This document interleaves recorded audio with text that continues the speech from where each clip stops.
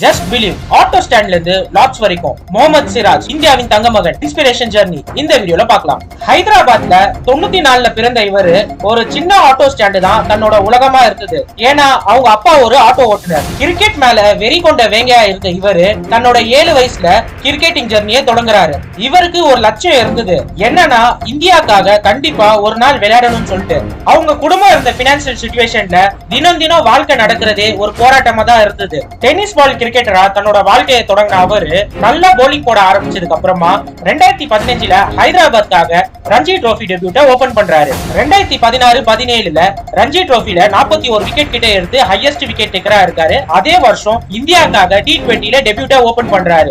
IPLலயும் அந்த வருஷத்துல அவருக்கு சான்ஸ் கிடைக்குது. 3 வருஷம் போராட்டத்துக்கு பிறகு 2020ல தன்னோட டெஸ்ட் டெபியூட்டை ஆஸ்திரேலியால ஓபன் பண்றாரு. அந்த சீரீஸ் அப்பவே அவங்க அப்பா இறந்துடுறாரு. அவர் அப்பாவோட சாவுக்கும் போகாம இந்தியா டீம் கூட இருந்து அங்க நல்லா பர்ஃபார்மன்ஸ் பண்ணி இந்தியாவை ஆஸ்திரேலியா மண்ல வின் பண்ண வைக்கிறாரு. அவரோட பெஸ்ட் பர்ஃபார்மன்ஸ் பாத்தீங்கன்னா 2021ல லார்ட்ஸ்ல இங்கிலாண்ட அசத்துனாரு. அது மட்டும் இல்லாம 2023ல ஏசியா கப்ல ஹீரோவா இருந்தாரு. 2023 வேர்ல்ட் கப் அப்புறமா அவரோட ஃபார்ம் டிப் ஆக ஆரம்பிச்சிருச்சு. ஓல்டு பால வச்சு சிராஜ்னால ஸ்விங் பண்ண முடியாதுன்னு சொல்லி அவரை சாம்பியன்ஸ் ட்ரோஃபி ஸ்குவாட்ல இருந்தே டிராப் பண்ணிட்டாங்க. கடந்த 2 வருஷமா டீமுக்குள்ள இன் அண்ட் அவுட்டா தான் அவர் இருந்தாரு.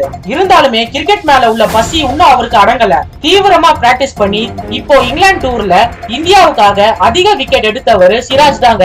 சுமார் 23 விக்கெட் எடுத்திருக்காரு இந்த சீரீஸ்ல உண்டி. அவரோட ஃபார்ம் மட்டும் இல்லாம அவரோட ஃபிட்னஸ் லெவலும் வேற லெவல்ல இருக்குங்க. ஒரு ஃபாஸ்ட் பவுலரா இருந்து 185 ஓவர் போட்டிருக்காரு இங்கிலாந்து சாயில்ல. ஜஸ்ட் பிலீவ் சொல்லி ஒரே ஒரு மோட்டிவ் வச்சுட்டு அவரோட வாழ்க்கையில இவ்வளவு தூரம் உயர்ந்து இருக்குது லக்குனால இல்லங்க, அவரோட உழைப்புனால தாங்க. Hats off Mohammed Siraj.